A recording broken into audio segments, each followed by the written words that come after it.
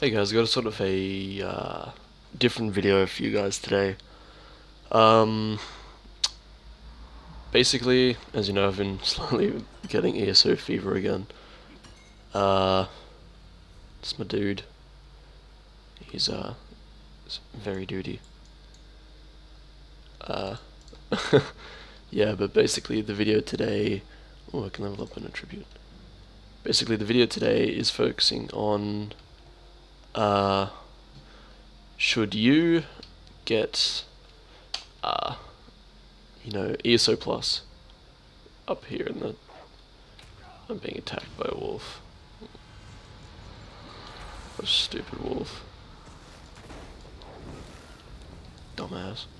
Oh my god, there's so many wolves. Please stop. I'm trying to do a video. I'm gonna just come sit over here. Alright.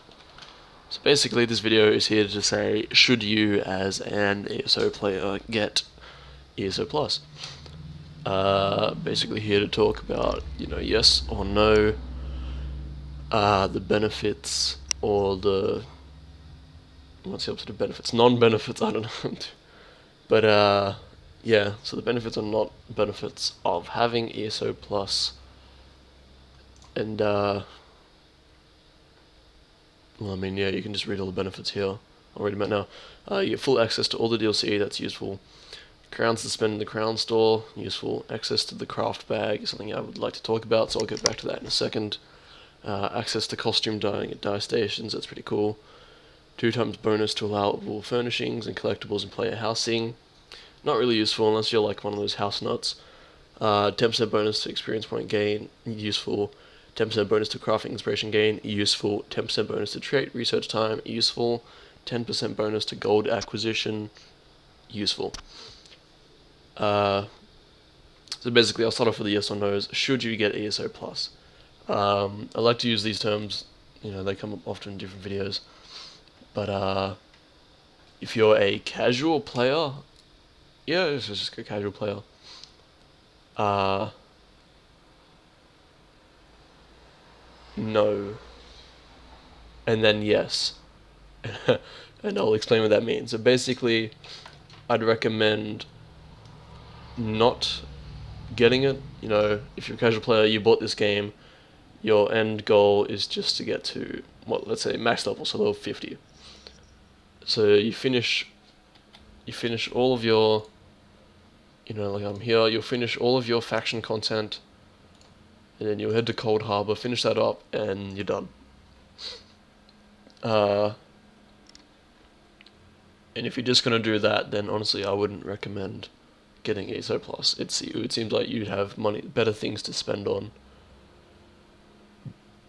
But yeah. And then I said yes. So don't get it at first, and then get it. Uh, Basically, I don't exactly have the options here for ESO Plus. I've already got it. But I'd say, because when the DLC will come out, obviously there's 5 different DLC, not including the Mega Pack. I would recommend spending the money on maybe a month or 3-month membership for ESO Plus, because as soon as you get ESO Plus, you have instant access to all the DLC. So I'd recommend, if you have the time during a month as a casual player, get the month-long subscription, try out all the different DLC. There's no level cap for the DLC, obviously, because everything's scaled. I still have yet to do any of them, honestly. I stopped playing before any of the major DLC came out. But yes, I'd recommend doing 1 month. During that time, you can do all the DLC, I guess, and then I'll go back to this. And then during ESO Plus, as it says here, you get the craft bag. Usually, if you don't have ESO Plus, all of your crafting materials you'll see here, they fill up your bag like a goddamn bitch. Basically, they will just take up space and space. You'll find yourself constantly having to travel back to your main city down here, like Vocal Guard for me. Just have to go back and forth to the bank, dropping off materials and deposits. And sorry, can we just take a minute to appreciate this game is absolutely stunning as usual. But yeah, so craft bag super helpful. It's one of the perks of ESO Plus. But then yeah, we'll go back to the DLC. How to do that. Alright, so yeah, I'd recommend if you have the money as a casual player, do the month-long subscription. I don't think it's that expensive. Honestly, I probably should pull up a price. I'll probably just quickly edit something in now. And yeah, but so you do that. Recommend just getting like a month, 3 months if you can afford it. Or if not, you can like if you don't have a card, like credit card or anything, or debit card, I'm pretty sure you can buy ESO Game Time cards or ESO Plus cards from your local game store, I guess. I don't know, it's been a while. But yeah, and then here comes the next part. Once your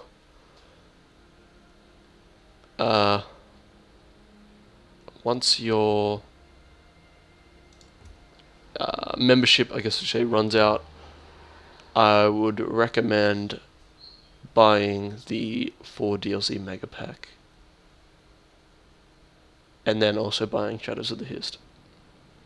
First off, though, just buy 4 DLC Mega Pack. Shadows of the Hist isn't that important as a DLC. Well, obviously it's important, but it's not as big or content big, I guess you could say, as the others. So stick around for the 4 DLC Mega Pack if you have enjoyed this game. Slowly transitioning from casual to, I guess you could say, hardcore. Obviously, as I say, I use those terms lightly.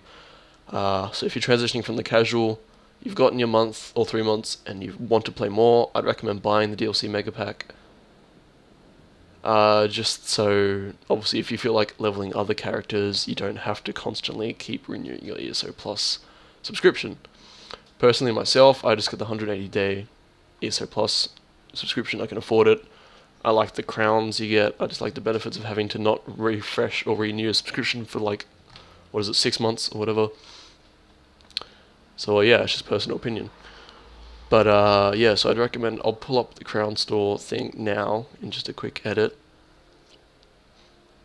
And then yeah, I would recommend trying out the 4 DLCs first after you buy them. Oh, no, that's not correct. I would recommend... God, I can't think straight today. This is so much to get over this. So yeah, I would recommend... Go away, Argonian man.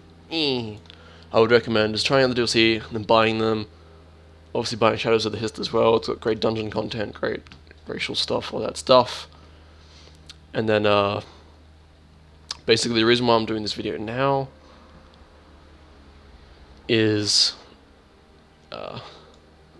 Morrowind is approaching in...